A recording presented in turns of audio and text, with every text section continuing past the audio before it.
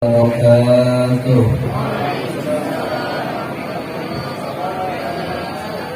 بسم الله ما شاء الله لا يسوق الخير إلا الله. بسم الله ما شاء الله لا يصرف السوء إلا الله. بسم الله ما شاء الله ما كان من نعمة فمن الله. بسم الله ما شاء الله لا حول ولا قوة إلا بالله. الحمد لله رب العالمين والعاقبة للمتقين ولا عدوان إلا على الظالمين. اللهم صل وسلم وبارك على سيدنا محمد الفاتح لما أغلق والخاتم لما سبق الناصر الحق بالحق والهادي إلى صراطك المستقيم صلى الله عليه وعلى آله وأصحابه حق قدره ومقداره العظيم. سبحانك لا علم لنا إلا ما علمتنا إنك أنت العليم الحكيم. رب اشرح لي صدري ويسر لي أمري واحلل عقدة من لساني يفقه قولي. اللهم انفعنا بما علمتنا وعلمنا ما ينفعنا وزدنا علما ويقينا. الحمد لله على كل حال ونعوذ بالله من حال أهل النار. أما بعد، فقال الله تعالى في القرآن العظيم وهو أصدق القائلين: أعوذ بالله من الشيطان الرجيم. لقد كان لكم في رسول الله أسوة حسنة. وقال في آية أخرى: كما أرسلنا فيكم رسولا منكم يتلو عليكم آياتنا ويزكيكم ويعلمكم الكتاب والحكمة ويعلمكم ما لم تكونوا تعلمون. وقال رسول الله صلى الله عليه وسلم: إنما أنا رحمة مهداة.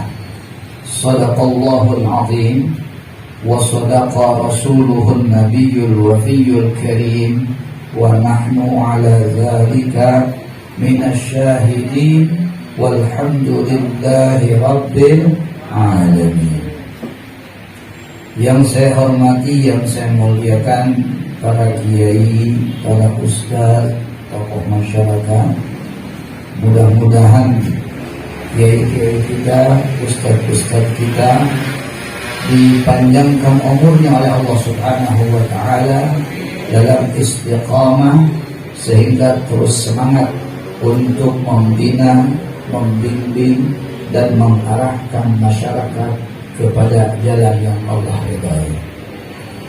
Dan juga yang saya hormati, yang saya muliakan, Bapak anggota DPR RI fraksi PKS, Bapak Dr. Ahmad Dimyati Natakusuma, yang insyaallah akan datang katanya. Dan juga yang saya hormati anggota DPRD Provinsi Banten Ibu Hajah Nurul Wasia, dan juga seluruh anggota DPRD Kabupaten fraksi PKS Kabupaten Pandeglang, dan juga pengurus DPD PKS Pandeglang. Dan kita doakan mudah-mudahan seluruhnya mampu melaksanakan amanah dengan baik, karena hakikatnya bahwa mereka memegang PKS ini adalah amanah dari Allah yang patut dijaga. Dan di dalamnya banyak kiai-kiai, tokoh masyarakat, dan juga banyak di dalamnya orang-orang yang sangat berpengaruh dalam agama. Seandainya partai ini tidak amanah, maka akan terkotori kiai-kiai yang di dalamnya. Oleh karena itu mesti jaga amanah yang baik. Kemudian juga yang saya hormati Bapak RT setempat dan juga lurah kepala desa yang terpilih Bapak Makmun, alhamdulillah, dan juga Bapak Romdoni, Masya Allah, lurah di mana? Keronjong, alhamdulillah. Kita doakan mudah-mudahan kepala desa yang terpilih mampu melaksanakan tugas dengan baik. Karena sebetulnya jadi kepala desa bukan senang, tapi nambah tugas, ya kan? Awalnya kita tugas hanya mengurus anak dan istri, setelah jadi lurah harus urus orang sedesa. Makanya cek ulama-ulama tema lamun eta kepala desa tadi nak kuru, pas jadi kepala desa lintuh, perlu disudahi. Iya. Tadi nak kurus jadi lurah mah, pas jadi lurah lintuh curigai, ada apa ini? Sebab biasanya tambah kuda tambah pusing ya. Tapi kalau yang lainnya lintuh jadi kurus, wah ini berarti lurah yang betul-betul berjuang.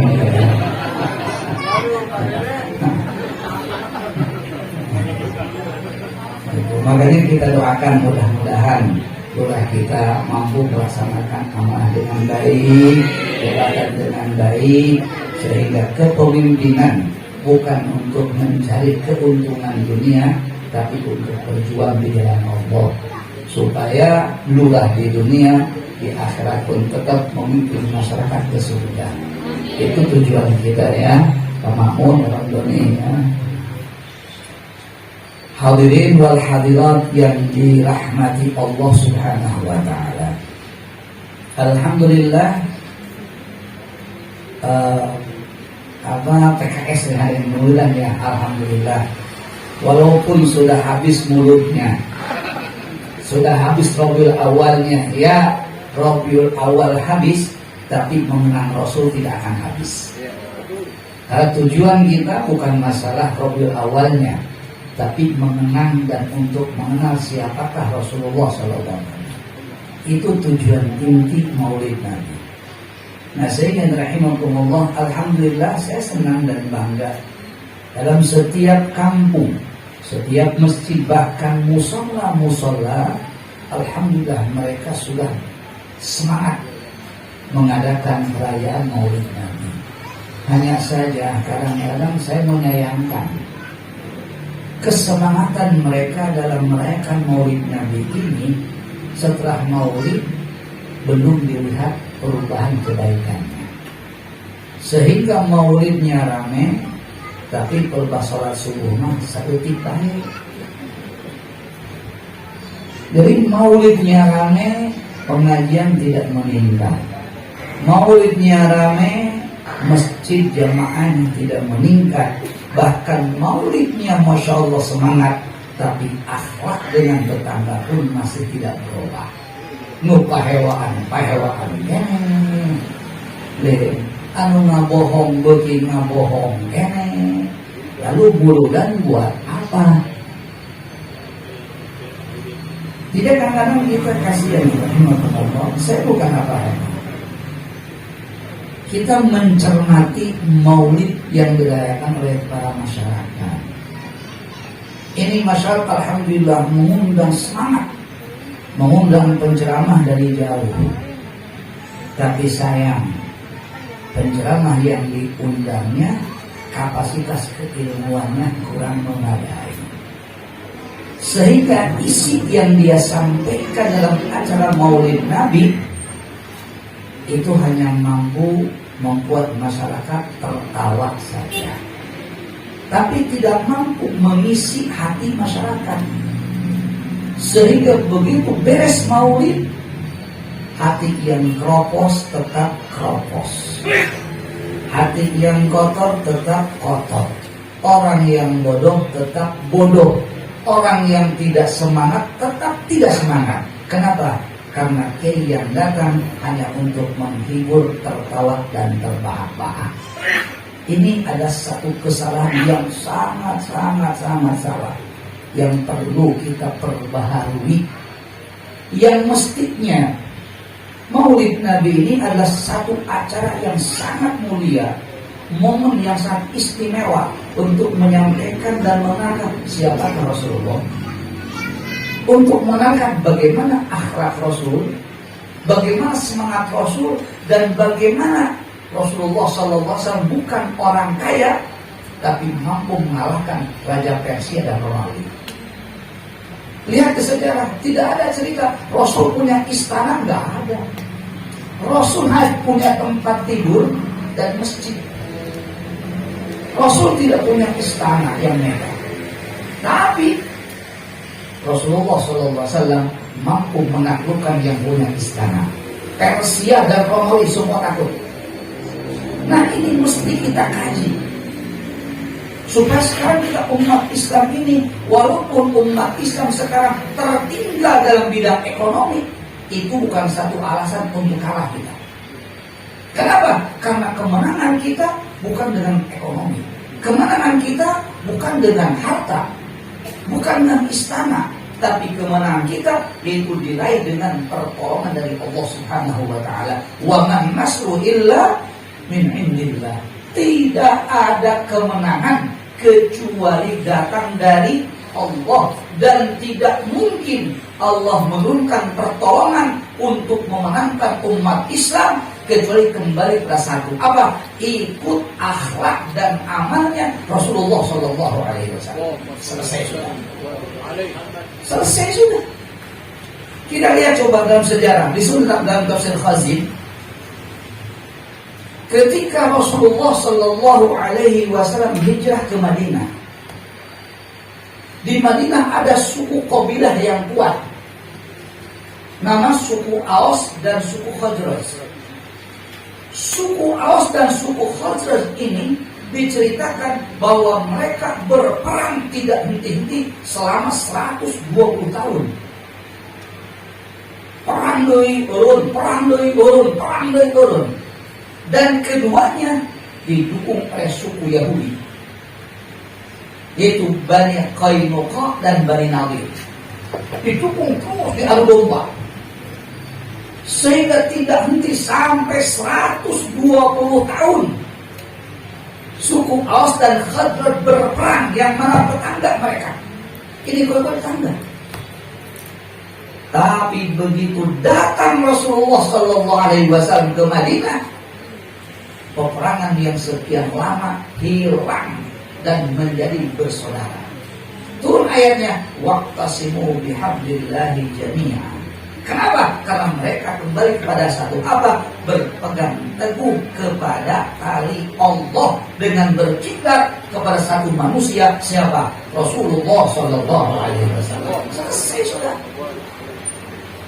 Kalau kita sekarang umat Islam kembali hidup dengan akhlak Rasul, dengan ibadah Rasul, dengan cara tata hidup Rasul, saya yakin umat Islam pasti akan menang, walaupun umat Islam ekonominya di bawah.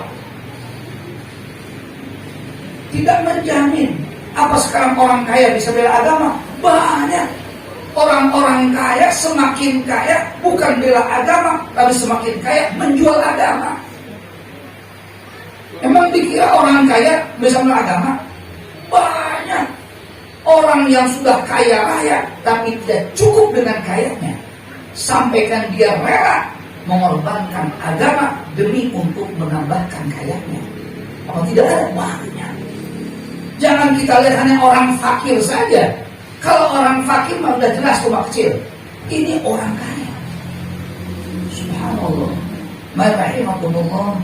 Maka dengan momen ini mari kita gali kembali apa yang Rasul ambil langkah-langkah sampai beliau mampu menundukkan Arab, sampai mampu menundukkan Mekah, menundukkan Persia, Romawi, semua tunduk.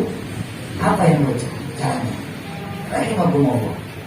Makanya kalau kita lihat, pertama Rasulullah Shallallahu Alaihi Wasallam diutus ke dunia ini membawa tiga. Apa yang tiga? Yang pertama, saya temukan satu hadis. Rasul bersabda, kata Rasul, innama bu'istu mu'allimah.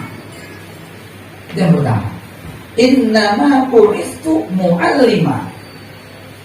Aku ini diutus oleh Allah untuk menyebarkan ilmu dan menghilangkan kebodohan. Tidak ada satupun kemerosotan dalam Islam kecuali akibat dari kebodohan. Muncul kerusakan, kenapa? Karena bodoh. Muncul kehancuran karena bodoh. Muncul maksiat karena bodoh. Tapi ingat, yang dimaksud ilmu di sini, awas. Ilmu ada dua. Ada lafzul ilmi, ada lafaz ilmu, ada nurul ilmi, cahaya ilmu. Beda. Setiap orang yang punya lafaz ilmu belum tentu dia punya cahaya ilmu. Kalau orang sudah punya cahaya ilmu pasti benar. Tapi kalau orang yang baru punya lafaz ilmu belum tentu benar. Kenapa? Karena lafaz ilmu akan melatih lisan pandai bicara, tapi hati keropos. Itulah yang disebut oleh Rasul, yang paling aku tahu atas umatku, alimul lisan, jahilul kalam. Yaitu lisannya pandai, tapi hatinya bodoh.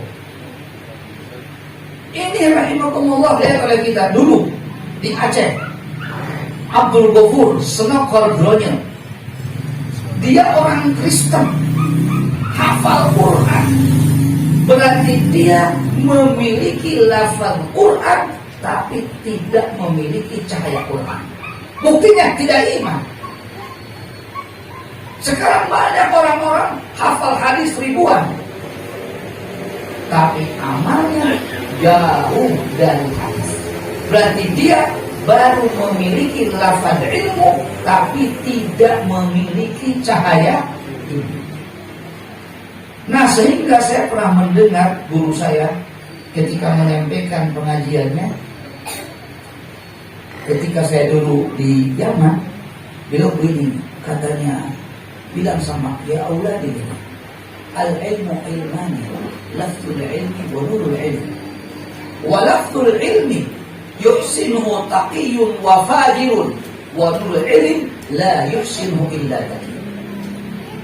Kata beliau, ilmu ada dua. Ada lafaz ilmu, ada cahaya ilmu. Kalau lafaz ilmu, orang baik bisa dapat, orang jahat pun bisa dapat. Tapi kalau cahaya ilmu, tidak bisa didapat kecuali oleh orang yang baik. Nah, ini rahimahumullah. Makanya kita dalam pengajian aja, contoh pengajian, ada orang yang ngaji, asal ngaji, tapi tidak menjaga etika ngaji. Asal ngaji, yuk di pengajian, tapi tidak menjaga etika. Sehingga tur ngaji suku malah hujar atau berguru. Kan tidak etika itu namanya. Tidak sopan, tidak punya tata krama, tidak punya adab. Berlaku diharapkan guru malah hujan. Betul gak? Banyak begitu. Karena melihat ustadznya muda, ustadznya muda letik, dia sudah tua, wani ngalah hujan dengan ustadz. Saya kira ilmu tidak melihat umur. Walaupun Anda tua, kalau Anda sudah tidak punya tata krama dengan ustadz, maka Anda tidak akan mendapatkan cahaya ilmu, walaupun Anda bisa dapat ilmu. Kadang-kadang kernaji nyala deh bekir, kernaji kadang maroko bekir. Berarti dia tidak menghargai ilmu. Walaupun dia faham, walaupun nempel, tapi yang dia dapatkan hanya lafaz ilmu, sehingga dia berat untuk ngamal ilmunya. Kenapa? Karena cahaya ilmu tidak dia dapatkan. Tapi kedudukan baik, rapi, hormat sama guru, hormat sama ustadz, duduk dengan baik, memahami, saya yakin akan masuk ke dia lafaz ilmu dan cahaya ilmu, sehingga mudah bagi dia untuk mengamalkan ilmu. Sekarang rahimakumullah, terus terang, saya menyaksikan pengajian banyak di masjid-masjid. Tapi gitulah, ngalah hujan, ngalah deh dengan tembok aja, dengan gitu. Kayak udang deui, nyokot kue, barang makan deui, kieu deui, Kenapa? Karena di hati tidak ada hormat sama ustaz. Ustaz dianggap teman. Ustaz dan anak kecil, yang akhirnya apa? Hilang berkah ilmu, hilang cahaya ilmu. Walaupun dia tahu dan mendengar, tapi dia tidak ada. Ilmu dan cahayanya seperti baterai ejeng cahayana. Bapak-bapaknya ke baterai center, tapi tidak dihurungkan, bisa fungsi ke. Bapak punya ilmu, tapi ilmunya nggak ada cahayanya, seperti baterai tidak nyala. Contohkan, ini rumah, kamar. Saya bilang sama bapak, kan diberinya harus yang kuring ya. Bapak, iya di jero kamar, aya bolu, ada makanan kue-kue yang sangat nikmat. Baru saya kabarkan, belum melihat. Karake, can merangsang kacan. Kacan haranga kacan. Karak, gitu leh. Begitu dia masuk ke sini, ke ruangan, tapi ruangan apa teka tempo kue yang indah, apakah akan muncul nafsu makan? Tidak, dia lihat.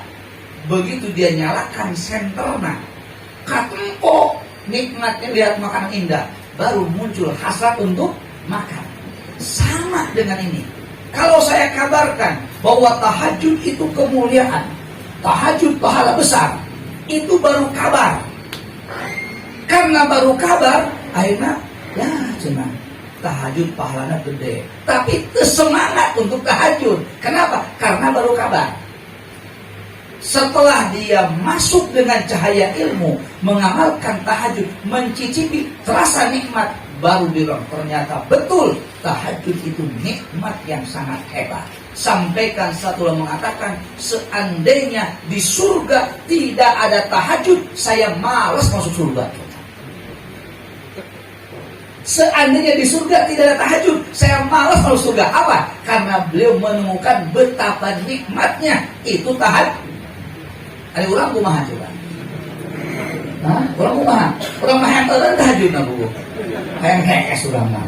Nah tuh, itu rahimakumullah. Kita tuh baru tahu, tapi belum punya cahaya. Rahimakumullah, awas. Bahwa Rasulullah Shallallahu Alaihi Wasallam diturunkan oleh Allah untuk mengajari manusia agar umat manusia punya ilmu. Dengan ilmu dia bisa membedakan mana yang baik, mana yang tidak baik, mana yang benar, mana yang salah, mana yang mulia, mana yang hina. Itu semua dengan ilmu. Hatta dia jadi pejabat tinggi, kalau dia jadi pejabat tinggi tapi tidak punya ilmu, saya yakin jabatannya akan membuat dia celaka. Kalau dia jadi penguasa, maka kalau dia tidak punya ilmu, maka kekuasaannya akan digunakan untuk menipu dan menzalimi rakyatnya. Makanya yang paling bahaya adalah bodoh.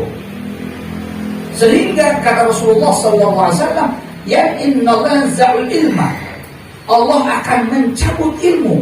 Dan mencabut ilmu bukan berarti dicabut langsung, tapi bimautil ulama, dengan meninggalnya para ulama.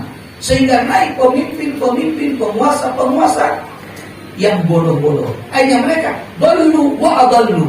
Akhirnya mereka sesat dan menyesatkan. Diangkat oleh mereka ulama-ulama sebagai mufti, UI dan sebagainya, tapi tidak punya ilmu. Yang akhirnya mereka memegang jabatan ulama, tapi fa'aftau bighairi ilmin, hanya berfatwa tanpa ilmu. Akhirnya dia sesat dan menyesatkan. Disebut kurang lain kiai dan ketua MUI misalkan. Disebut kurang lain kiai ketua MUI, disebut kurang kiai ngacak-ngacak ngomong sama ilmuwan. Kan begitu akhirnya. Ini yang paling bahaya. Lain apa? Jangan salah paham. Bukan bagaimana ini. Ini kalau ini. Ya kan? Rahimahumullah. Makanya saya harapkan bahwa kita ini, PKS ini, ya, selamat datang kepada Bapak Dr. Ahmad Dimyati. Silakan.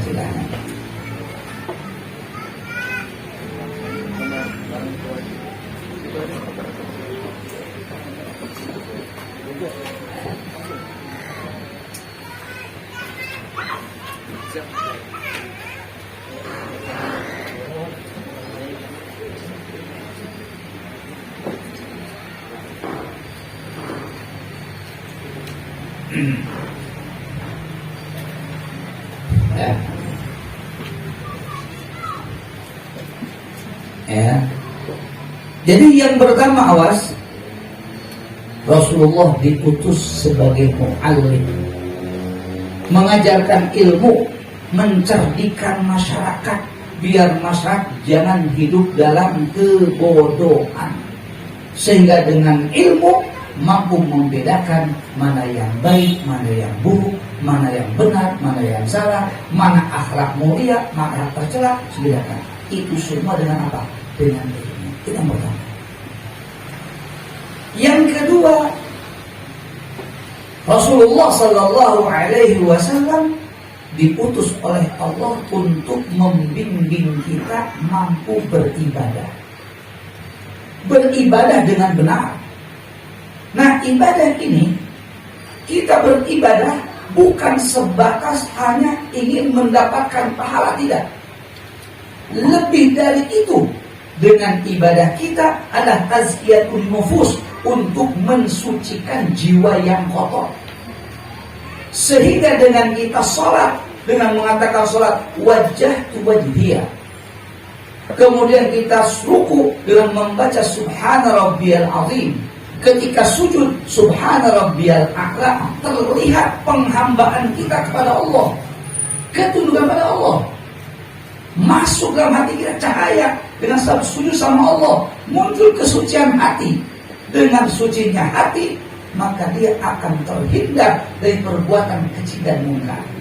Yang Allah katakan, innas salata tanha 'anil fahsya'i wal munkar. Itu. Memang orang kadang-kadang sholat ini dijadikan sebagai untuk pahala, tidak, tapi harus juga untuk mentarbiyah jiwa kita, menghubungkan erat kita dengan Tuhan kita, Allah Subhanahu wa Ta'ala. Bahkan dulu kalau seseorang lulus pesantren itu tidak langsung diterjunkan di masyarakat, tidak. Setelah mereka punya ilmu, mereka suruh khalwat dulu. Apa khalwat? Khalwat sekarang salah penggunaan, awas. Ayo nama jelema khalwat puasa 40 poin, hai tudrak di kadek, goreng batu tama. Bukan begitu tujuannya. Tujuannya, maksudnya setelah dia punya ilmu, dikhalwatkan. Supaya apa? Supaya berhubungan tambah erat dengan Allah. Ketika dia terjun ke masyarakat, nanti akan membawa masyarakat kepada Allah, karena dia sudah dekat dengan Allah. Kalau dia belum mendekat dengan Allah, masih jauh dengan Allah, bagaimana bisa membawa masyarakat kepada Allah? Dan mungkin itu khalwat dulu mereka. Dalam khalwatnya membaca la ilaha illallah sekian ribu. Itu apa? Untuk menanamkan ketauhidan dalam hati, sehingga tidak ada tempat sandaran dia kecuali Allah, tidak takut kecuali kepada Allah, dan tidak dipasrai urus kepada Allah.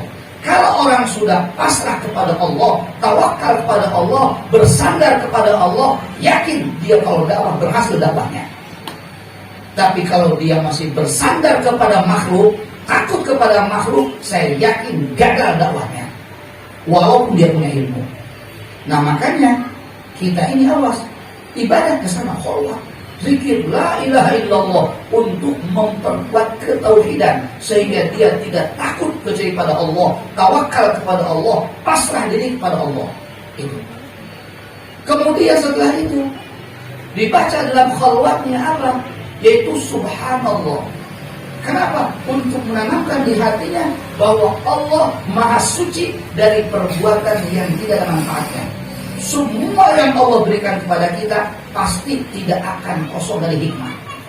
Mau manis, mau pahit, pasti akan mengandung hikmah.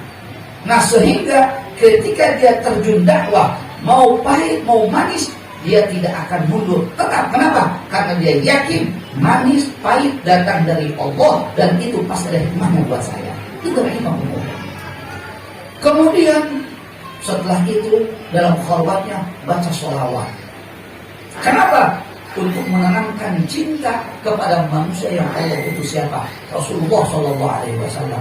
Sehingga dengan satu sholawat dia baca, rahmat Allah turun 10. Kalau sudah rahmat Allah turun, hati yang kotor akan bersih, akhlak yang tercela akan hilang, kesusahan akan hilang. Kenapa? Karena rahmat Allah sudah turun. Sehingga ada satu doa, Allahumma inni as'aluka rahmatan tahdi biha qalbi. Rahmat yang bisa memberikan petunjuk kepada hati saya. Itu rahmat. Sholawat. Begitu dia keluar dari khalwatnya sekian lama, sudah dia punya istiqomah, punya akhlak mulia, segala macam, barulah itu berhasil dakwahnya. Orang sekarang subhanallah, baru dia pesantren sebentar, berhenti, belum apa-apa, langsung ceramah. Akhirnya ceramahnya banyak tebar fitnah, bicara sini, bicara sana, yang akhirnya kurang bermanfaat. Oleh karena himakumullah, Rasulullah SAW mengajarkan kepada kita untuk beribadah dengan baik, terutama ibadah di bangun malam.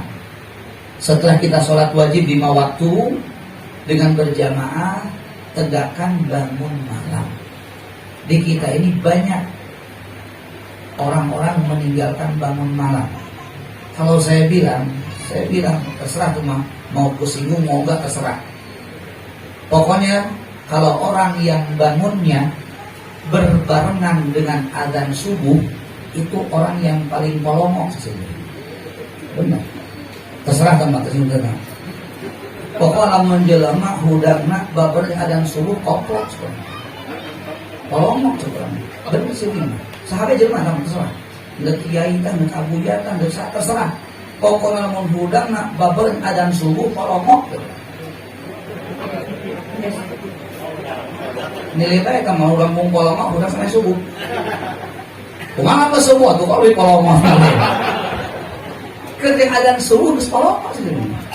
Orang nanya, "Pandai gitu Ustaz, kenapa?" Lah, lihatlah kamu. Hadis sahih. Riwayat Imam Muslim. Ketika Rasul duduk, ada satu orang bertanya, "Ya Rasulullah, ada laki-laki, ada seseorang ini kalau azan subuh kada bulunya muda. Jadi bangunnya itu sok babarengan dengan azan subuh. Azan subuh kada muda. Benar Rasulullah, kata Rasul, "Zaka rajulun bala syaitan fi uduni." Itu laki-laki sudah dikencingi setan jelina. Coba sekarang kita bangun azan subuh can hudang, seolah-olah mangga setan kihat jadi pula. Begitu benar? Kalau mau tuh. Kalau orang sudah membiarkan telinganya dikencingi setan, kan belum namanya. Kalau orang yang mulia, jangankan setan, suami kita pun gak mau mencintai kita. Apalagi setan, benar ya? Ya kan? Sudah. Kalau memang kita ingin selamat dan menghindar dari kencing setan, maka bangunlah sebelum subuh. Itu kan sampaikan Jibril mengatakan, "Ya Muhammad, iklam anna syarafal mu'min fi qiyamil lail." Hei Muhammad, ketahui kamu bahwa kemuliaan mukmin itu berada dalam bangun malam. Bagaimana bisa mulianya orang mukmin? Udah mereka beramal? Gak mungkin. Tetap kalau orang mukmin ingin mulia, awas, jangan tinggal bangun malam. Karena saking pentingnya bangun malam, bagi Rasulullah bangun malam itu wajib hukumnya. Wa minal laili fatahajjad bihi nafilatan lak. Bahwa bangun malam wajib, tambahan untuk kamu ya Muhammad. Wajib, saking pentingnya. Kita umatnya, karena Allah kasihan disunnahkan sunnah muakkadah. Sampaikan kata Rasulullah SAW, Inna syaitana yakidu ala qafaras dua nama. Kata Rasulullah, apabila seseorang tidur, kita tidur malam ini, mau tidur. Ketika kita mau tidur, setan datang. Setan datang dan mengikatkan 3 ikatan di belakang kepala kita sini. 3 ikatan. Setiap ikatan di jampean. Non jampena alaika lailun tawilun farqud. Tenang aja, malam masih panjang, tidur sudah. Itu jampe setan. Maka lamun ulang hudang jam 3 pasang alarm jam 4.10 subuh. Tangeh kene SD ya. So kira be SD ya. Jadi naik kene SD eta kena jampe setan di rumah. Kata lian ya. Nah makanya kata Rasulullah sallallahu alaihi wasallam, fa idza staiqadha wa dzakarallah in halas uqdah. Kalau dia bangun kemudian langsung berzikir, alhamdulillah ahyana ba'da ma amatana wa ilaihin nusyur. Langsung lepas satu ikatan tak. Masih ada berapa? 2. Kalau dia setelah zikir tidak segera bangun dari tempat tidurnya, yakin tidur lagi dia. Sok gerabe. Urang alhamdulillah dia kan dia. Nempo bantah juga SD gerabe. Tetap kenapa? Karena masih 2 ikatan. Kata Rasul, wa idza qama wa tawaddaa in halat uqdatun ukhra. Kalau dia bangun berwudu, lepas ikatan yang kedua. Masih ada 1. Lamun nah diuk deui naranjak SD gerabe. Karena ada hiji. Wa idza shalla rak'atain in halat al-uqad kulluha. Kalau dia salat 2 rakaat, barulah lepas 3 ikatan ketiga-tiganya. Kata Rasul, wa man fa'ala dzalika asbaha nasyitan thayyiban nafsi qad asaba khairan. Barang siapa yang berbuat itu, bangun zikir, kemudian berwudu, salat 2 rakaat di pagi harinya akan semangat. Thayyiban nafsi, hatinya tenang, senang. Kemudian qad asaba khairan, maka perbuatannya pun terbimbing selalu benar. Ini bangun anak. Makanya minimal kita bangun yaitu 10 menit sebelum subuh. Itu paling kecil itu.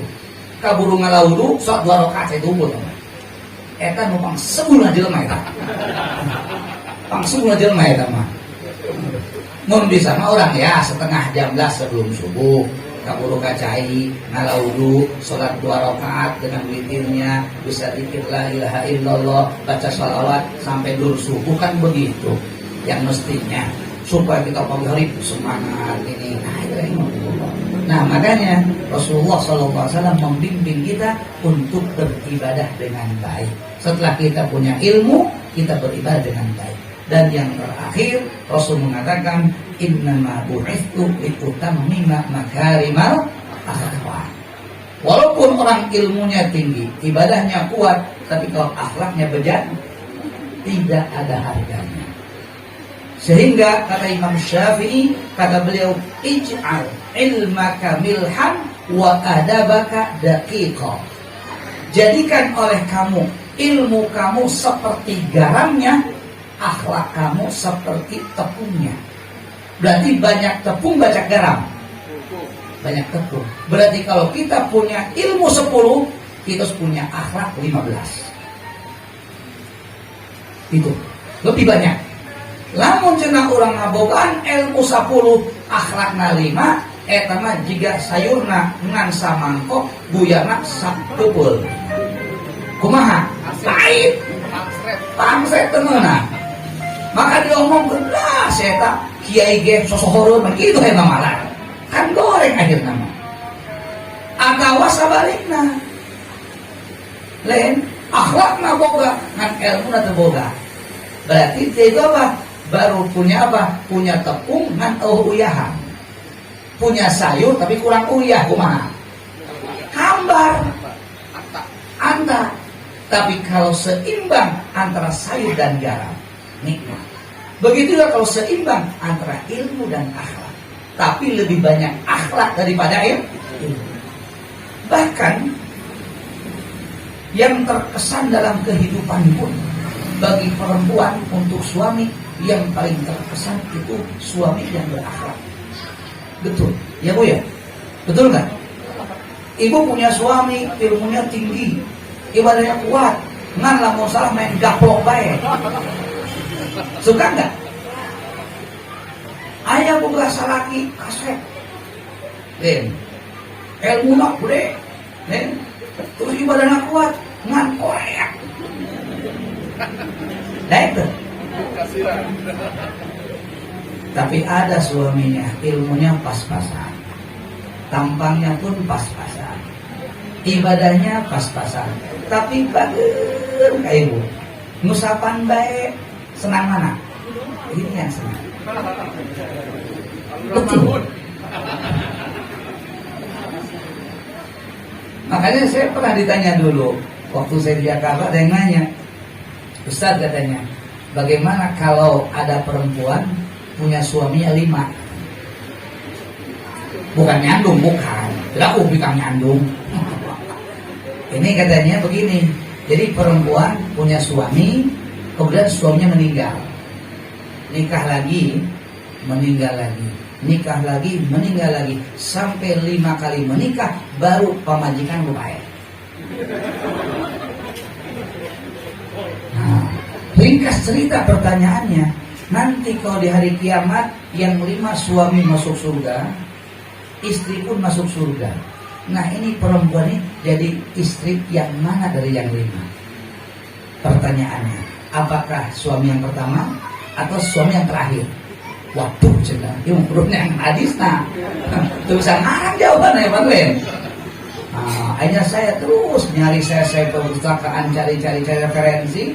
Ketemu satu kitab karangan Imam Ibnu Hajar, namanya kitab Asnal Matalib fi Arham wal Aqarib. Saya buka Pak, kebetulan ketemu hadisnya. Hadis itu menyebutkan perempuan punya suami 3 kali. Ketika dia masuk surga, perempuan masuk surga, dan perempuan itu akan menjadi istri dari salah satu yang 3. Bukan yang pertama, bukan yang terakhir, tapi yang terbaik akhlaknya. Masya Allah.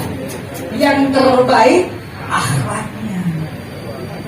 Tuh menang pilih ya, bukan yang terbaik akhlaknya. Berarti di sini berarti akhlak sangat penting dalam kehidupan. Sampaikan Rasulullah Sallallahu Alaihi Wasallam berhasil dalam dakwahnya. Kenapa? Karena akhlaknya yang sangat agung. Wa innaka la'ala khuluqin 'azim. Hadirin rahimahullah, mudah-mudahan kita semua dengan maulid ini mampu meningkatkan kita semangat dalam mencari ilmu, sehingga hilang kebodohan dari diri kita, keluarga kita, dan masyarakat kita, menjadi orang yang berilmu dengan cahaya ilmu. Dan mudah-mudahan Allah kasih kita semangat untuk beribadah, sehingga terus kita dekat dengan Allah, dan Allah bersihkan hati kita dari sifat-sifat tercela. Dan kemudian mudah-mudahan kita semua diberikan taufik mempunyai budi pekerti, akhlak yang mulia, sehingga kita dengan teman akrab bagus hubungannya, dengan tetangga bagus hubungannya, dengan saudara bagus hubungannya, tidak sampai pecah belah. Karena akibat perpecahan itu semua diakibatkan dari akhlak yang tidak baik. Jangankan orang awam, kiai dan kiai pun pecah, ustadz dan ustadz pun pecah, karena mereka kurang memiliki akhlak yang mulia. Saya yakin kalau semua memiliki akhlak yang mulia, maka mudah untuk mewujudkan ukhuwah Islamiyah kita. Maka mudah-mudahan kita semua Allah jadikan orang-orang yang berakhlak mulia. Itu saya sampaikan, guna dan manfaatnya, karena kita sudah asar waktunya atau mepet deui, dan mungkin juga Bapak kita mau bicara lagi. Jadi saya mohon maaf atas lebih dan kurangnya. Wal afu minkum. Wassalamualaikum warahmatullahi wabarakatuh.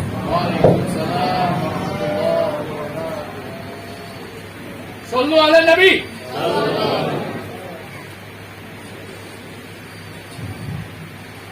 Waalaikumsalam warahmatullahi wabarakatuh. Alhamdulillah kita semua telah mendengarkan ceramah yang telah disampaikan oleh kiai kita.